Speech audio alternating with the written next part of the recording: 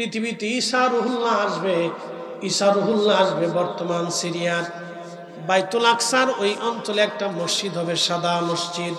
মসজিদের মিম্বর হবে, মিনারা হবে সাদা। ওই সাদা মসজিদের সাদা মিনারাতে ঈসা রুহুল্লাহকে আমার আল্লাহ দুই ফেরেশতার কাঁধে ভর করাইয়া চতুর্থ আসমান থেকে সশরীর আল্লাহ নামায় নিয়ে আসবেন। ঈসা রুহুল্লাহ যখন ওই মসজিদে নামবেন, মুসলমানরা মসজিদে সিঁড়ি পেতে দেবে ঈসা রুহুল্লাহকে নামার জন্য। ঈসা নবী মসজিদ থেকে নেমে মুসলমানদেরকে নিয়ে তিনি মুভ করবেন বাইতুল্লাহ শরীফে। তখন ইমাম মাহদী আলাইহিস সালাম হেরেমে বাইতুল্লাহতে দাঁড়িয়ে থাকবেন।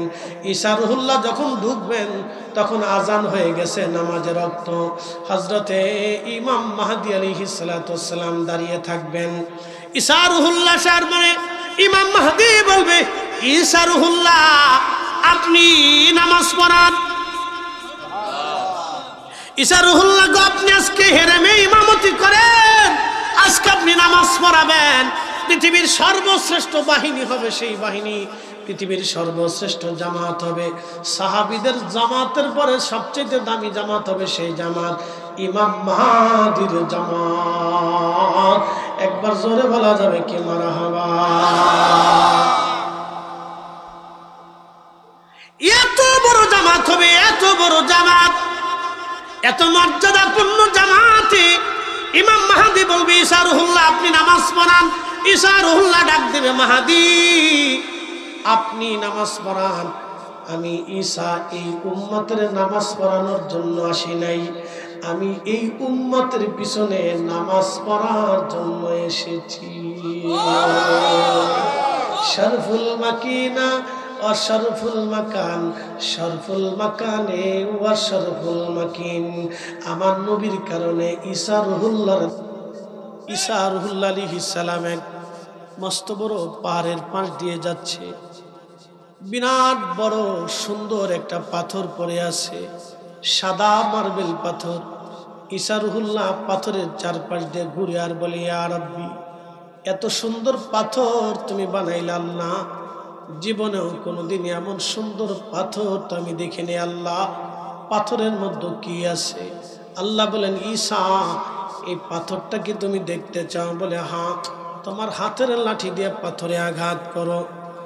নবী ঈসা হাতের লাঠি দিয়ে পাথরে যখন বাড়ি মারলেন, সঙ্গে সঙ্গে পাথরের ভিতর থেকে দুইটি খণ্ড হয়ে দেখা গেল একটা সবুজ লাঠির উপরে সবুজ পোশাক পরিহিত একজন আল্লাহর বান্দা দাঁড়িয়ে দাঁড়িয়ে আল্লাহ আল্লাহ আল্লাহ আল্লাহ আল্লাহ আল্লাহ আল্লাহ আল্লাহ আল্লাহ আল্লাহ আল্লাহ আল্লাহ আল্লাহ জিকির আদায় করতেছে।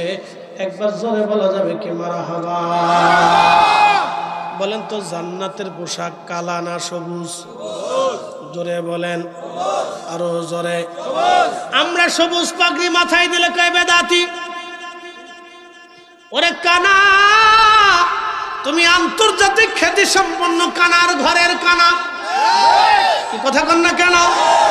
জান্নাতের পোশাক সবুজ, আমার রসুলের পাগড়ি সবুজ, আমরা পাগড়ি মাথায় দেই, সবুজ পোশাক পরি, কোনো সমস্যা নাই।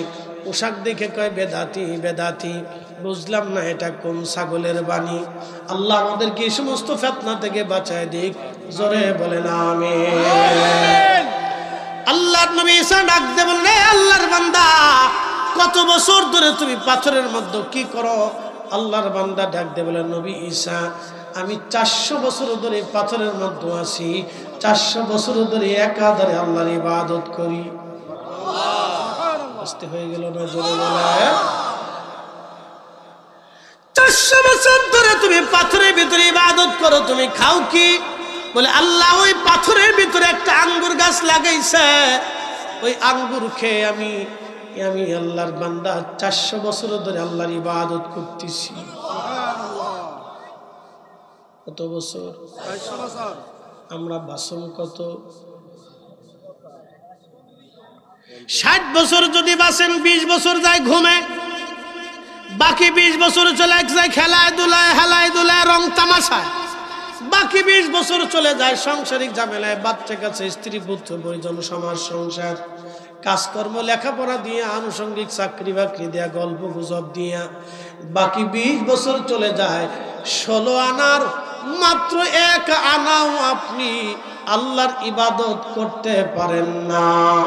হিসাব করে দেখেন 60 বছরের জীবনে কত ওয়াক্ত নামাজ চলে গেল, কত রোজা ছেড়ে দিয়ে গেলেন, কত মিথ্যা কথা বললেন, কত গীবত করলেন, কত তহমত করলেন, কত ফাহিশা কথা বললেন, কত বাজে কথা বললেন, কত খারাপ কাজ করলেন, কত অন্যায় কাজ করলেন, হাসতে হাসতে গুনাহ করেছেন 60 বছরে কত। হিসাব যদি কষেন রাত্রিবেলা মনে হবে আপনার জান্নাতের যাওয়ার আর কোনো রাস্তা নাই।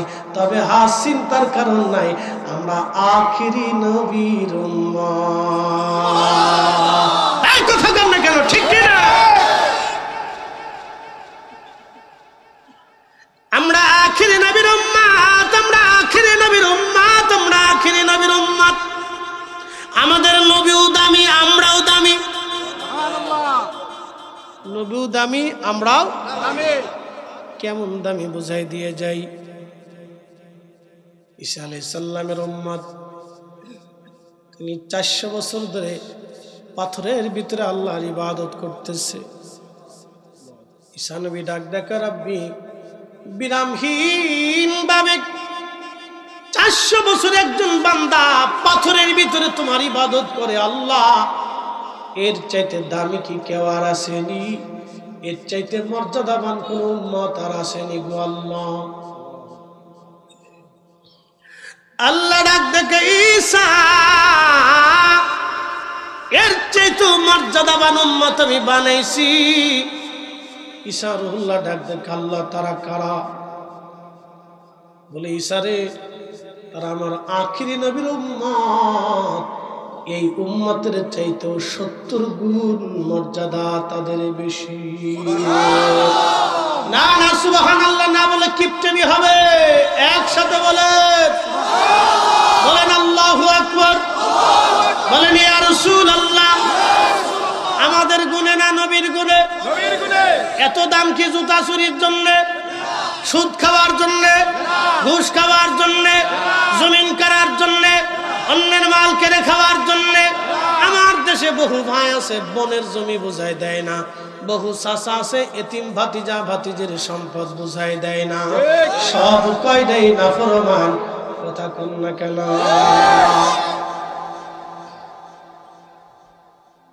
এতের লেগে আমরা দাম দিছে নাকি?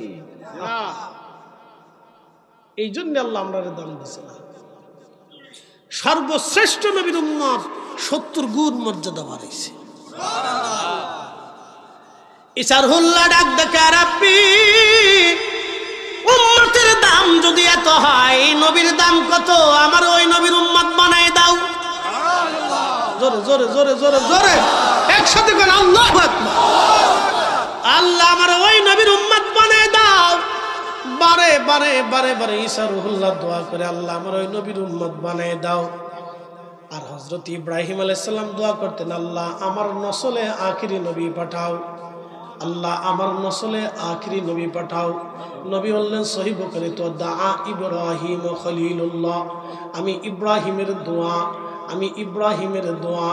আমার আব্বা মিল্লাতের বাবা ইব্রাহিম তার নসলে আমাকে আনার জন্য বারবার দোয়া করতেন, আল্লাহ আমার নসলে তুমি আখিরি নবী পাঠাও। কারণ ইব্রাহিম জানতেন তার নসলে আখিরি নবী গেলে ইব্রাহিমের দাম বাড়বে। ইব্রাহিমের জন্য আমার নবীর দাম বাড়ে নাই, আমার রসুলের জন্য ইব্রাহিম খলিলুল্লাহর দাম বাড়ছে। এই জন্য দুরুদ ইব্রাহিম। মারহাবা কোন? আল্লাহর নবী বলে দিলেন, উম্মত তোমরা দুরুদের ভিতরে আমার ইব্রাহিমের নাম লিখে দাও। আল্লাহু আকবার। নবীজি যদি দুরুদে ইব্রাহিমের ভিতরে ইব্রাহিম আলাইহিস সালামের নাম লিখে না দিতেন, পৃথিবীর কোন আলেমের কলিজায় সাহস ছিল না ইব্রাহিম আলাইহিস সালামের নাম লিখে দেবে। জোরে কর। কথা বুঝেন নাই মনে হয়? রাসূলের কারণে দুরুদ ইব্রাহিমের দাম বাড়ছে। ভালো করে বুঝে যাবেন, আমার রাসূল ইব্রাহিম আলাইহিস সালামের নাম লেখছেন বিদায় আমাদের কলিজায় সাহস হয়েছে ইব্রাহিম আলাইহিস সালামের নাম লিখে দিতে। ওয়া ইব্রাহিম খলিলুল্লাহ, নবী বলতেন আমি ইব্রাহিমের দোয়া। এই জন্য আল্লাহর নবী কৃতজ্ঞতা স্বরূপ যে তিনি বারবার আমার নসলে তার নসলে আমাকে দেওয়ার জন্য বারবার আল্লাহর কাছে দোয়া করতেন, অনুরোধ করতেন, আল্লাহ আমার নসলে আপনি আখিরি নবী পাঠান। আল্লাহর নবী বললেন, তাহলে আমার বাবা মিল্লাতের পিতা ইব্রাহিম আলাইহিস সালামের নামটা আমি দুরুদে যোগ করে দিয়ে যাই, আমার উম্মত যাতে সারা জীবন তাকে স্মরণ করে। নবীর কারণে ইব্রাহিমের মর্যাদা বেড়ে গেল। হাত উঁচু করে বলেন ঠিক না বেঠে?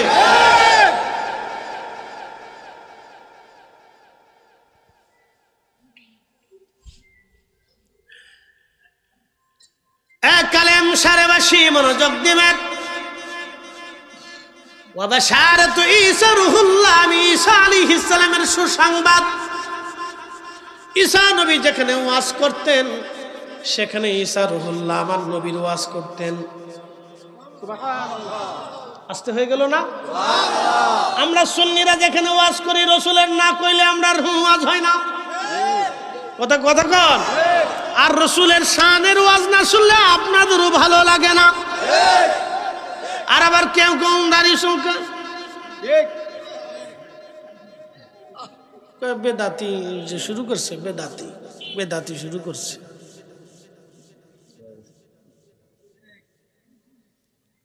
বুঝে তারপরে যাবেন। ওয়াবাশারাতু ঈসা রূহুল্লাহ, সহিহ বুখারী হাদিস। রাসূল বলতেন আমার ঈসা যেখানেই ওয়াজ করতেন সেখানেই দাঁড়িয়ে আমার প্রশংসা, আমার গুণ কীর্তন, আমার সুসংবাদ উম্মতরে জানাইতেন। আমার উম্মতরা তোমরা শোনো, আমার পর একজন নবী আসবে, তার এই এই এই এই এই এই এই এই মর্যাদা, এই মর্যাদা। আমরা আখিরি নবীর উম্মত, ঈসা নবী আখিরি নবীর উম্মত। ঈসা নবী আগে স্টার্ট করে গেছে আমার রাসূলের প্রশংসা। এই জন্য আমরা সুন্নিরা প্রত্যেক মাহফিলে রাসূলের শান গাই। কথা কর না? তাতে যদি বেদাতে হওয়া লাগে বেদাতি হব, তাতে যদি জাহান্নামে আল্লাহ দিয়ে যায় তা দিয়ে দিক, আমরা রাসূলের শান বাদ দেব না। কথা কর না?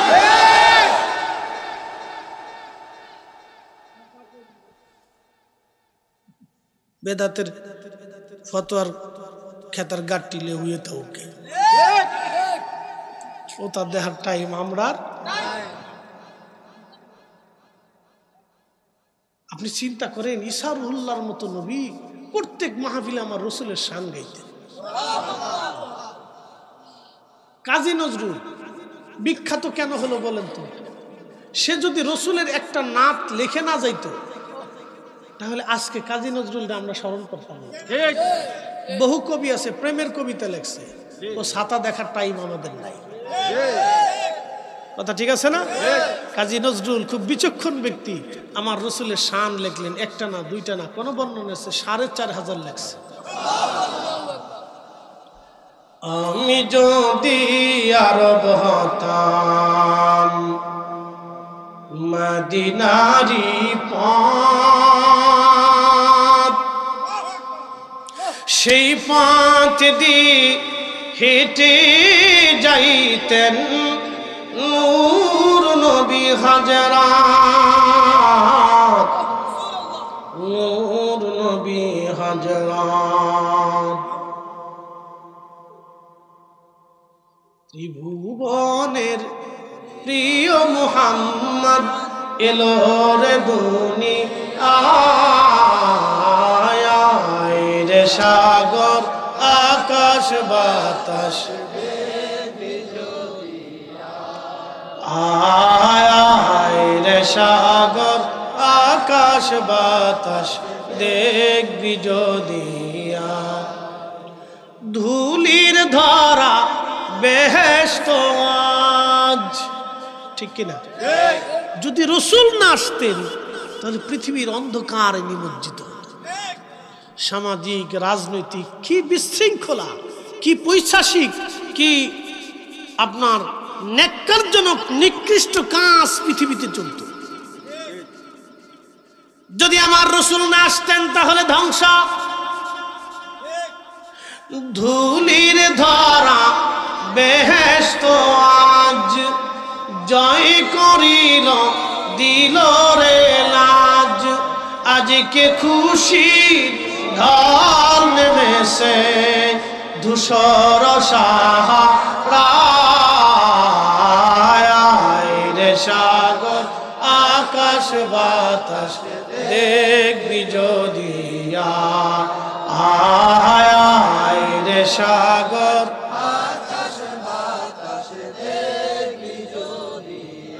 ত্রিভুবনের প্রিয় মুহাম্মদ এলো রে দুনিয়ায়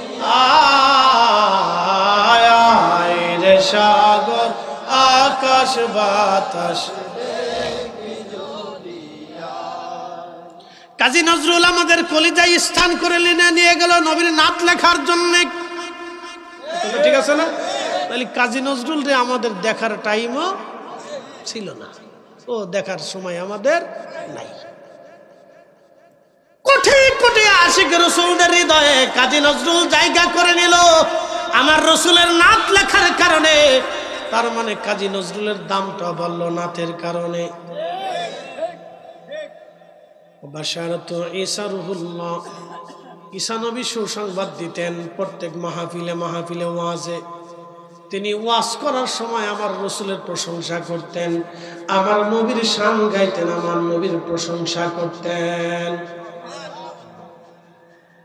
কালেম শেরবাসী মনোযোগ দিয়ে শুনে যাবেন। ঈসা রুহুল্লাহ ডাক দে, আল্লাহ আমারে ওই নবীর উম্মত বানায় দেন। আল্লাহ কবুল করলেন, হ্যাঁ ঈসা তোমার আখিরি নবীর উম্মত বানাবো। পৃথিবীতে ঈসা রুহুল্লাহ আসবে, ঈসা রুহুল্লাহ আসবে বর্তমান সিরিয়ার বাইতুল আকসার ওই অঞ্চলে একটা মসজিদ হবে, সাদা মসজিদ। মসজিদের মিম্বর হবে, মিনারা হবে সাদা। ওই সাদা মসজিদের সাদা মিনারাতে ঈসা রুহুল্লাহকে আমার আল্লাহ দুই ফেরেশতার কাঁধে ভর করাইয়া চতুর্থ আসমান থেকে সরাসরি আল্লাহ নামায় নিয়ে আসবেন। ঈসা রুহুল্লাহ যখন ওই মসজিদে নামবেন, মুসলমানরা মসজিদে সিঁড়ি পেতে দেবে ঈসা রুহুল্লাহকে নামার জন্য। ঈসা নবী মসজিদ থেকে নেমে মুসলমানদেরকে নিয়ে তিনি মুভ করবেন বাইতুল্লাহ শরীফে। তখন ইমাম মাহদী আলাইহিস সালাম হেরেমে বাইতুল্লাহতে দাঁড়িয়ে থাকবেন। ঈসা রুহুল্লাহ যখন ঢুকবেন তখন আজান হয়ে গেছে নামাজের ওয়াক্ত। হযরতে ইমাম মাহদী আলাইহিস সালাতু ওয়াস সালাম দাঁড়িয়ে থাকবেন। ঈসা রুহুল্লাহ সামনে ইমাম মাহদী বলবে, ঈসা রুহুল্লাহ আপনি নামাজ পড়ান। ঈসা রুহুল্লাহ গো আপনি আজকে হেরেমে ইমামতি করেন, আজকে আপনি নামাজ পড়াবেন। পৃথিবীর সর্বশ্রেষ্ঠ বাহিনী হবে সেই বাহিনী, পৃথিবীর সর্বশ্রেষ্ঠ জামাত হবে। সাহাবীদের জামাতের পরে সবচেয়ে দামি জামাত হবে সেই জামাত ইমাম মাহদীর জামাত। একবার জোরে বলা যাবে কি মারহাবা। এত বড় জামাত হবে, এত বড় জামাত, এত মর্যাদাপূর্ণ জামাতে ইমাম মাহদী বলবে ঈসা রুহুল্লাহ আপনি নামাজ পড়ান। ঈসা রুহুল্লাহ ডাক দেবে, মাহদী আপনি নামাজ পড়ান। আমি ঈসা এই উম্মতের নামাজ পড়ানোর জন্য আসি নাই, আমি এই উম্মতের পিছনে নামাজ পড়ার জন্য এসেছি। শরফুল মাকিনা অশরফুল মাকান, শরফুল মাকানে ওয়া শরফুল মাকিন। আমার নবীর কারণে ঈসা রুহুল্লাহ আল্লাহ হেরেমের কসম করে, লা উকসিমু বিহাদাল বালাদি ওয়া আনতা হিল্লুম বিহাদাল বালাদ, লা উকসিমু বিহাদাল বালাদ। ও নবী আমি শহরের কসম করতেছি, বাক্কার কসম করতেছি, মক্কার কসম করতেছি। ওয়া আনতা হিল্লুম বিহাদাল বালাদ, কারণ আপনি এই শহরে জন্মগ্রহণ করেছেন। তাহলে এখন বলেন মক্কার কারণে নবীর দাম বাড়লো না নবীর কারণে মক্কার দাম বাড়লো? নবীর কারণে মক্কার দাম বাড়লো। এটা সহজ। প্রিয় ভাইরা আমার খুব মনোযোগ দিবেন। আল্লাহর নবীজি মুসলমানরা সর্বপ্রথম বাইতুল আকসার দিকে ফিরে নামাজ পড়তেন। নবীজি বাইতুল আকসার দিকে ফিরে নামাজ পড়েন, কিন্তু মনটা মক্কার দিকে ঘোরানো। রুকু করেন বাইতুল আকসার দিকে, কিন্তু হৃদয়টা রয়ে গেল কাবার দিকে। আল্লাহ নবী বারে বারে মনে মনে চায়, আল্লাহ কাবা যদি আমার হেরেম হতো, বাইতুল্লাহ হতো, বারে বারে রাসূলের ইচ্ছার কারণে আল্লাহ ডাক দিলেন, হাবিব আপনার যেদিকে ঘুরতে মন চাচ্ছে আমি আল্লাহ জানি, আপনি বাইতুল্লাহর দিকে ঘুরে যেতে চান, আপনার মন চায় হুজুর, আমি আল্লাহ আপনার ইচ্ছার উপরে বাইতুল আকসা থেকে আমি আপনাকে এই মুহূর্তে কাবার দিকে ঘুরাই দিলাম। সেই মসজিদের নাম মসজিদে কিবলাতাইন, দুই কিবলার মসজিদ। একবার জোরে বলা যাবে কি মারহাবা? আমাদের ভোটে না রাসূলের ইচ্ছা? কাবা হয়েছে কি আমাদের নির্বাচনে না নবীর ইচ্ছা? তো রাসূলের কারণে কাবার দাম বাড়লো, কাবার কারণে আমার রাসূলের দাম বাড়ে না। কি কথা কর না কেন? তাহলে কারণ কি বুঝাইতেছি। কাবার কারণে রাসূলের দাম কেন বাড়লো না বলে যাক। সমস্ত নবীদেরকে আল্লাহ রোজা জ্বলে আলমে মেসাকে বসি আমার আল্লাহ বললেন, হে ঈসা, হে মুসা, হে নুহু, হে ইব্রাহিম, হে দাউদ, হে আদম, হে শীশ, হে উজাইর, হে জাকারিয়া, হে ইয়াহইয়া, ও নবীরা সুলাইমান, দাউদ, ইসহাক, ইয়াকুব, ইউসুফ আলাইহিমুস সালাম, তোমাদেরকে আমি নবুয়ত দিব এবং তোমাদেরকে কিতাব দিব। ওয়া ইদ আখাযাল্লাহু মিসাকান নাবিয়্যিনা লামা আতাইতুকুম মিন কিতাব, এ নবীরা তোমাদেরকে কিতাব দিব, ওয়া হিকমা তোমাদেরকে মুজিজা দিব এবং হিকমত দিব, প্রজ্ঞা দিব, মেধা দিব, শরীয়ত দিব। কিন্তু শর্ত হলো সুম্মা জাআকুম রাসূল, আমার এই রাসূল তোমাদের মধ্যে যাবে, মুসাদ্দিকুল লিমা মাআকুম, সত্য সহ যাবে, হক নিয়ে আমার এই নবী তোমাদের মাঝে যাবে, সত্য সহ আমাদের এই নবী তোমাদের মাঝে যাবে। আরো জোরে জোরে রাসূল সত্যবাদী, এটা আল্লাহ কর্তৃক নির্বাচিত। কি কথা বল না কেন? নবী হেদায়েত প্রাপ্ত, এটা আল্লাহ কর্তৃক নির্বাচিত। কথা বলেন ঠিক কিনা? এই জন্য কোরআন নাজিল হওয়ার আগেও রাসূল একটা সময়ের জন্য কখনো ফায়সা বলে নাই, মিথ্যা বলে নাই, জুলুম করে নাই, অন্যায় করে নাই, ত্রুটি করে নাই, খাতা করে নাই, ভুল করে নাই। কি কথা বল না কেন? কোরআন নাজিল হওয়ার আগেও রাসূলের কোনো আইব নাই, কোরআন নাজিল হওয়ার পরেও কোনো আইব নাই। কথা বুঝাইতে পারছি আপনাদের? মুসাদ্দিকুল লিমা মাআকুম, আমার এই রাসূল সত্য সহ তোমাদের মাঝে যাবে। তার অর্থ হচ্ছে আল্লাহর নবী আগে থেকে হেদায়েত প্রাপ্ত। কি কথা বল না কেন? এই জন্যই হযরতে শেখ সাদী কবিতা লিখছেন, বালাগাল উলা বি কামালিহি কাশাফাদ দুজা বিজামালিহি হাসানাত জামিউ খুসালিহি সাল্লু আলাইহি ওয়া আলিহি। বালাগাল উলা বিকামালিহি, আপনি কামালিয়াতের সর্বোচ্চ শিখরে আসীন হয়েছেন, আপনি রাসূল আপনার যোগ্যতায়। একসাথে বলবেন আল্লাহু আকবার। এবং মনোযোগ দিবেন, সময় কম বিদায় মুকাদ্দমায় সরাসরি না যে সরাসরি আলোচনায় চলে গেলাম। আল্লাহ সেই দিন 1,24,000 নবী, 313 জন রাসূলকে আল্লাহ বসাইয়া সেই দিন আল্লাহ ডাক দিলেন, সুম্মা জাআকুম রাসূল।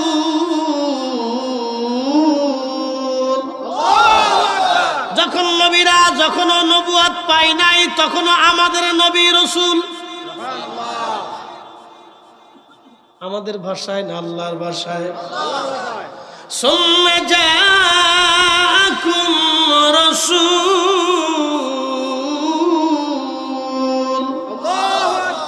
নবীরা যখন নবুয়ত পাই নাই, তখন আমাদের নবী রাসূল। আর জোরে জোরে জোরে জোরে, আমার নবী এই রাসূল তোমাদের মধ্যে যাবে। আল্লাহর কোরআনে আল্লাহ বলে দিলেন, সত্য সহ যাবে, হক নিয়ে যাবে, তিনি ইয়াকিন নিয়ে যাবে, ঈমান নিয়ে যাবে, হকের উপরে থেকে যাবে, তিনি গুমরাহির মধ্যে থাকবে না, তিনি ভুলের মধ্যে থাকবে না, তিনি সত্য সহ আমার এই নবী যাবে। অতএব যারা বলবে কোরআন নাজিল হওয়ার আগে আল্লাহর নবী ছিলেন না, কোরআন নাজিল হওয়ার আগে নবী হেদায়েত সম্পর্কে কিছুই জানতেন না, এটা একটা ভুল ধারণা, মিথ্যা তাফসীর। কথা বলেন ঠিক কিনা?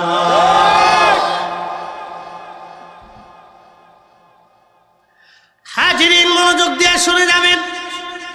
রব্বুল আলামিন কুরআনুল কারীমের মধ্যে বলল, ও নবীরা, নবুয়ত তোমাদেরকে দেব, কিন্তু শর্ত হলো আমার এই রাসূল যাবে। লা তুমিনুন্না বিহি, তোমরা এই নবীর উপরে ঈমান আনবে।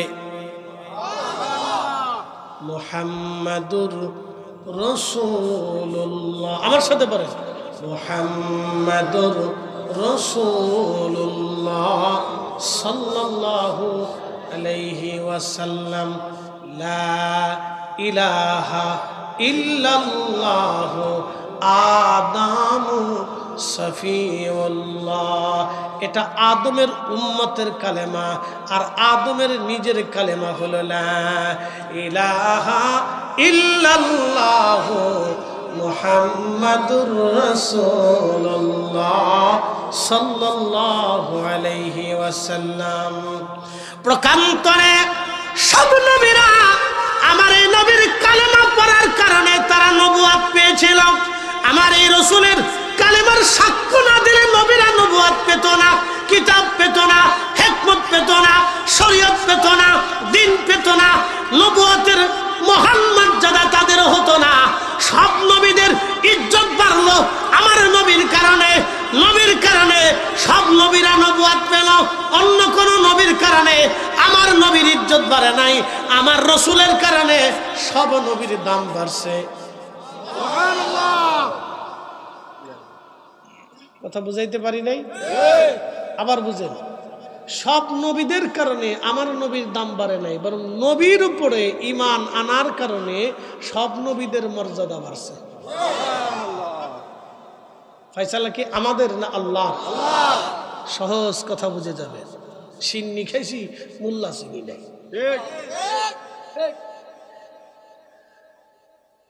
কালেমুসারেবাসী মনোযোগ দিয়ে শুনিয়া যাবেন। সব নবীদের কারণে আমার নবীর দাম বাড়ে নাই, বরং আমার রাসূলের কারণে সব নবীর দাম বেড়ে গেল, মর্যাদা বাড়ল। আদম সফিউল্লাহ ইন্তেকাল করবে, বেটা শীষ বসে আছে। নবী শীষকে আদম ডাক দেয়, বলেন শীষেরে তুমি অধিক সময় একটা জিকির করবে, লা ইলাহা ইল্লাল্লাহ, লা ইলাহা ইল্লাল্লাহ, লা ইলাহা ইল্লাল্লাহ। ও শীষ, এই জিকির তুমি বেশি করে করবে, কারণ এই জিকিরের ওজন অনেক বিরাট। তবে বেটারে আমার, তোমারে আরেকটু ওসিয়ত করে যাচ্ছি, ছেলে আমার, এই নামের পরে তুমি আরেকটা নামের জিকির করবা, মুহাম্মাদুর রাসূলুল্লাহ। আবার করেন মুহাম্মাদুর রাসূলুল্লাহ, জোরে বলেন মুহাম্মাদুর রাসূলুল্লাহ সাল্লাল্লাহু। শেষ ডাক দিয়ে বলেন, আব্বাজান মুহাম্মাদুর রাসূলুল্লাহ আবার কে? শীষ আলাইহিস সালামকে আদম বললেন, বেটারে এই নামের কারণে তোমার আব্বার ক্ষমা হয়েছে, এই নামের কারণে আমি আদম সফিউল্লাহ আদম হয়েছি।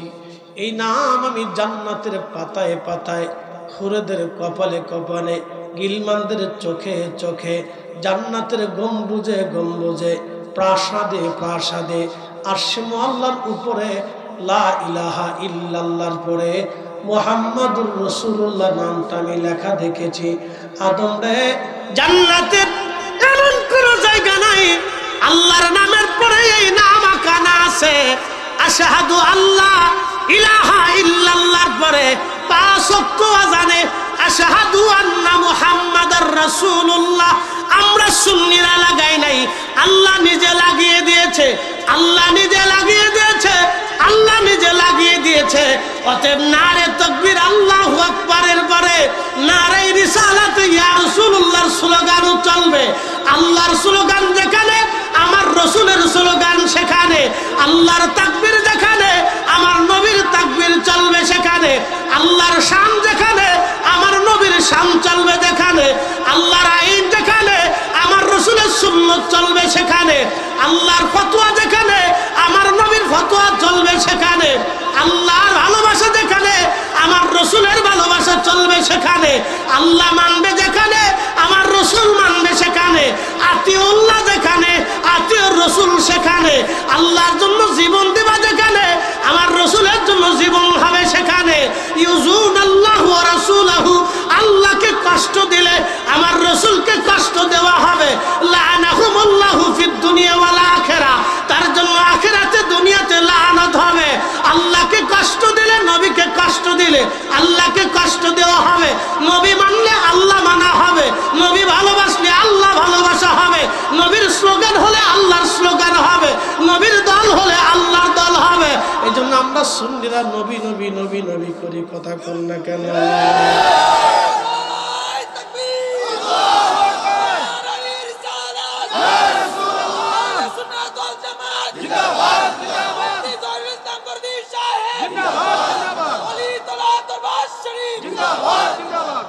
আমরা হইছি বেদাতি। সোরের মার বড় গলা, হ্যাঁ কথা কর না, সোরের মার বড় গলা, আমরা হইছি বেদাতি।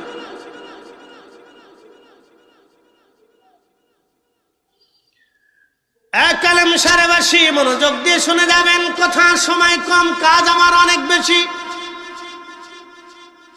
উপস্থিতি এই জন্য আমার রসুলের কারণে উম্মতের দাম বাড়ল, আমার নবীর কারণে ঈসা রুহুল্লাহর দাম বাড়ছে, ঈসার কারণে আমাদের নবীর দাম বাড়ে নাই। নবীর উম্মতেরা মনোযোগ দিবেন, কালকে কি বার? জুমার দিন, সাইয়্যিদুল আইয়াম, দিনের সরদার আল্লাহর নবী। সুনান তিরমিজির মধ্যে আল্লাহ রাসূল বললেন, যখন আল্লাহ মুয়াজ্জিন আযান দিয়ে দেয়, আইয়ুহাল্লাযীনা আমানু ইযা নুদিয়া লিস-সালাতি মিন ইয়াউমিল জুমআতি ফাসআউ ইলা যিকরিল্লাহি ওয়া যারুল বাই'। আল্লাহ ডাক দিল, হে ইমানদার, যখন জুমার আযান হবে ঠিক তখন তুমি বেচা বিক্রি, ব্যবসা বাণিজ্য, কাজ বাজ, চাকরি বাকরি সব তুমি ছেড়ে দিয়ে আমি আল্লাহর হুকুম মানার জন্য, আমি আল্লাহর শরণে তুমি মসজিদে চলে আসো। নবীজি বললেন, যখন আমার উম্মত জুমা আদায় করার জন্য মসজিদে রওনা দেয়, রওনা দেওয়ার পরে আদবের সাথে মসজিদে আসে হেঁটে হেঁটে, আবার মসজিদে ইমাম সাহেবের কাছাকাছি বসে খুতবা শুনে, খুতবা শোনার পরে স্থিরতার সাথে আদবের সাথে নামাজ পড়ে, নামাজ শেষ হয়ে যাওয়ার পরে আমার উম্মত আবার আদবের সাথে হেঁটে হেঁটে বাড়ি চলে যায়। আমার উম্মতের আমলনামায় প্রত্যেক কদমে কদমে 1 বছর ইবাদত এবং 1 বছরের নফল রোজার সওয়াব আমার আল্লাহ আমার উম্মতের প্রত্যেক কদমে কদমে কদমে কদমে কদমে লিখে দেয়। বলেন আল্লাহু আকবার। এই ঈসা নবীর উম্মত ইবাদত করছে কয়শো বছর? একসাথে জোরে বলেন, কত? আপনাদের এখানে কারো বাড়ি আছে না মসজিদে যাইতে 200 কদম হয়, এরকম আছে না কারো বাড়ি? আছে না অনেকের? তাহলে 200 কদম যদি যাইতে আর 200 কদম আসতে, তাহলে কত হইলো? 400 কদম। এই নবীর উম্মত এক জুমাতি 400 বছরের নেকি পায়। দাম কি হে তাদের না আমাদের? আমরার গুণে না নবীর গুণে? ওই জন্য ওই নবীর তাজিম আমরা জীবনের শেষ নিঃশ্বাস পর্যন্ত করেই যাব। এই হাত উঁচু করে বলেন, হাত উঁচু করে বলেন, হাত উঁচু করে বলেন, করবেন নি? করবেন নি? কারো ফতোয়ায় আমরা বাদ দেব না। জমিন কার? আসমান কার? আল্লাহ। এই পৃথিবী কার আইনে চলে? সৃষ্টি কার আইনে? এই অনুপরমাণু কার আইনে? এই সূর্য কার আইনে? এই জমিনে বাতাস, এই মেঘমালা, এই খাদ্য শস্য, এই গাছ গাছালি, বর্তমান পৃথিবীতে 4 লক্ষ প্রজাতির জীব জীবন, সপ্তম আসমান, সপ্ত জমিন, ভূমণ্ডল, নবমণ্ডলে যত সৃষ্টি আছে সব আল্লাহর আইনে চলে। আল্লাহ নিজে বলেন আমার ফেরেশতারা আমার রসুলের উপর দুরূদ পড়ে, আমি আল্লাহ নিজে দুরূদ পাঠাই এবং সালাম পাঠাই। অতএব তোমরা ওয়াসাল্লু আলাইহি ওয়া সাল্লিমু তাসলিমা, তোমরা দুরূদ পড়ো এবং সালাম পাঠাও। আমরা যতদিন বেঁচে থাকবো মুসলমানের ঘরে ঘরে নবীর দুরূদ সালাম চালু করার জন্য আমরা মুসলমানের ঘরে ঘরে মিলাদ কিয়াম চালু রাখবো। হাত উঁচু করে বলেন ঠিক না বেঠে? আল্লাহু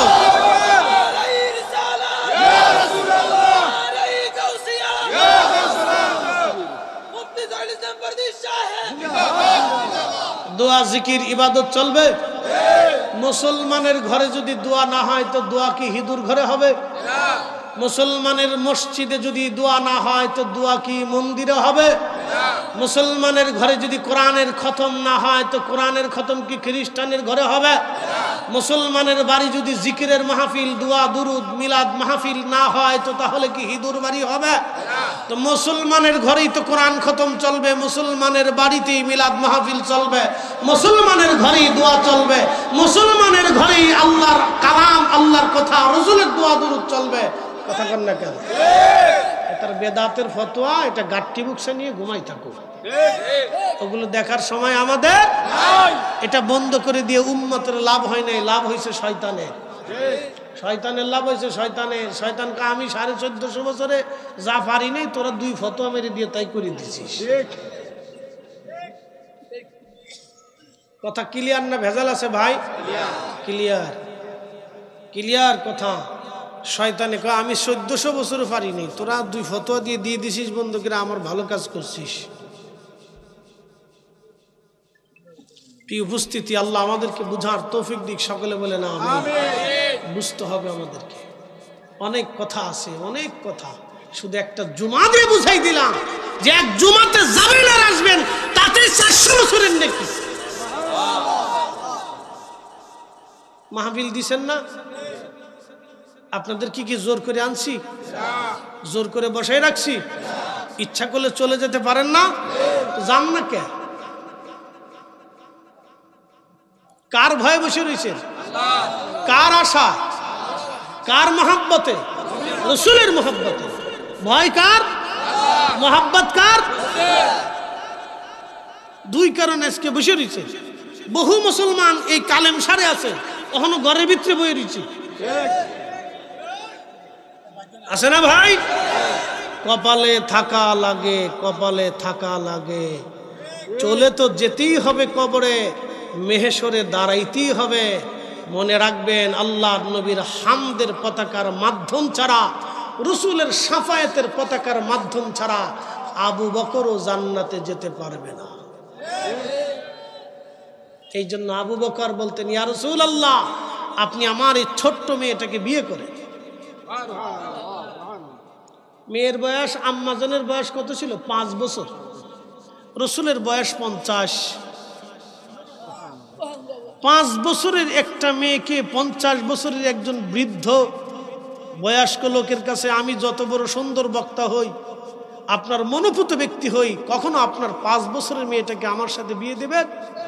কখনোই না। আপনি বলবেন যেটা হতেই পারে না। সেই দিন আবু বকর রাসূলকে বারবার অনুরোধ করে। নবী বারবার বলেন, আবু বকর সে তো ছোট।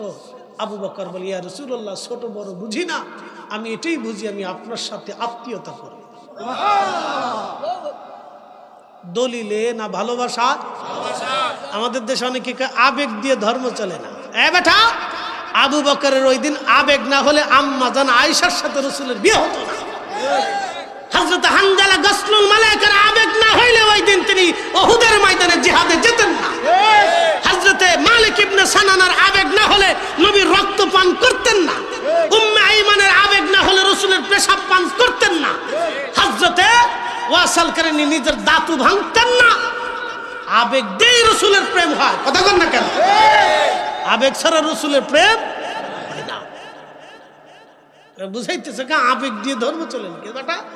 এ ধর্ম আবেগ দিয়ে চলে, আবেগ ছাড়া ধর্ম হয় নাকি? আবেগ না আসলে কি রব্বে কারিমের দরবারে কেউ কাঁদে নাকি? কি কথা কর না কেন? প্রিয় উপস্থিতি আমার, অনেকে বুঝে না, মানে বেতালে আতালে বুঝাই দিতেছে আবেগ দিয়ে কি ধর্ম চলে? আবেগ ছাড়া ধর্ম আছে নাকি?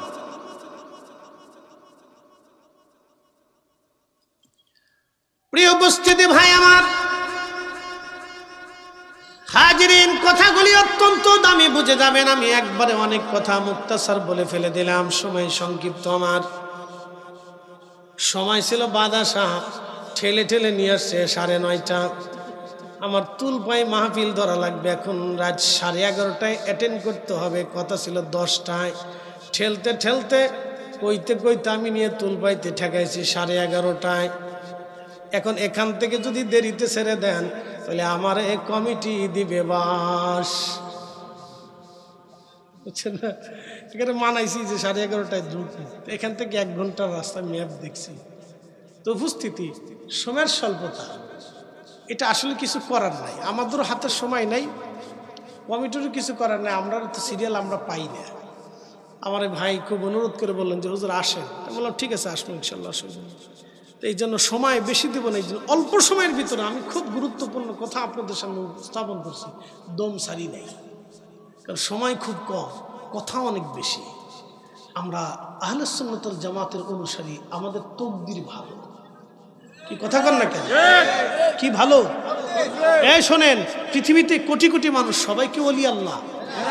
আর একটা খাজা বাবা আজমির একটু জন্ম দিয়ে দেখান তো, কি ঠিক আছে না ভাই?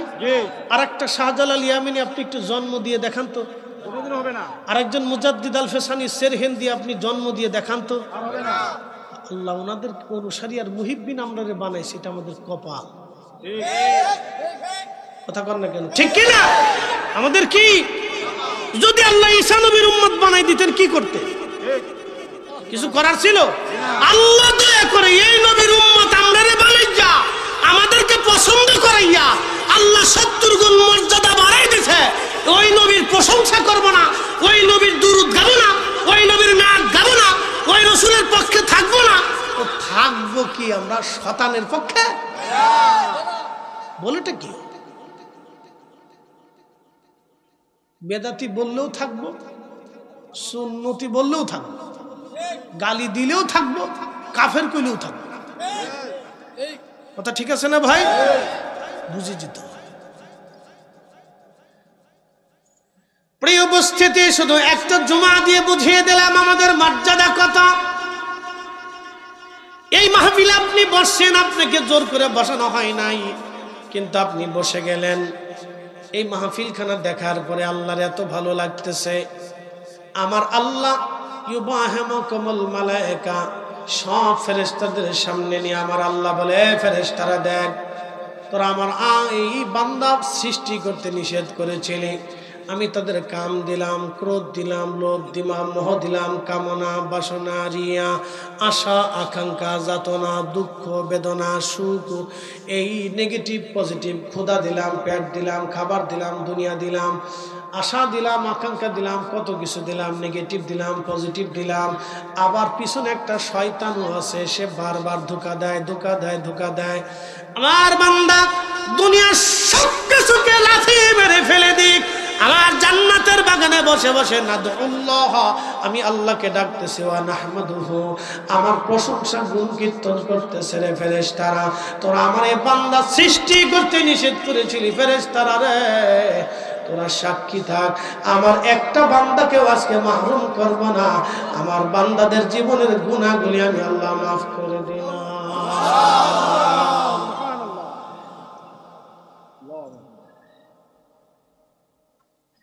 আল্লাহ আমাদের মাফ করে দিছে।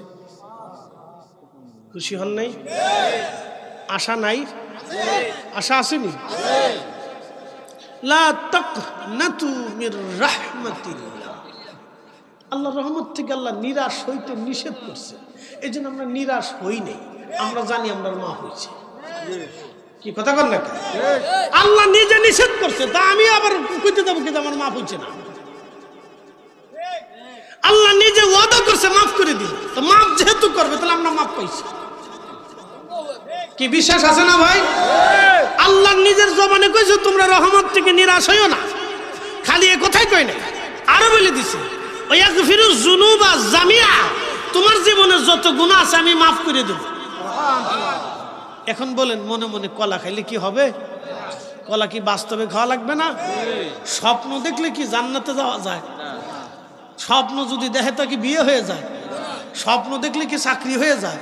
স্বপ্ন দেখলে কি রান্না বান্না হয়? স্বপ্নে খালি কি পেট ভরে? তাহলে দোয়া করতে হলে, মাপ পাইতে হলে আপনাকে রসুলের এসকে এসে বসতে হবে এবং রব্বে কারিমের দরবারে হাত বাড়াইয়া কাঁদতে হবে। কথা ঠিক আছে না ভাই? এখন দুয়াই নাই, কি নাই? দুয়া নাই। হেতাকের কাছে বেদাত, বেদাত বাদ দিয়ে ফেলছে, তার মানে কপালে ক্ষমাও নাই। কথা ঠিক কিনা? সে নিজের কপালে ঠাডা ফেলাইছে, আরো 14 ও হেতার কথা মাইনে যারা চলে তার কপালে ঠাডা পড়ছে। আচ্ছা, আপনি একজন বন্ধুর সাথে সম্পর্ক কেন করেন? মহাব্বত বাড়ে, সে বন্ধু আপদে বিপদে মুসিবতে সে আপনার পাশে দাঁড়াবে। কথা ঠিক আছে না ভাই?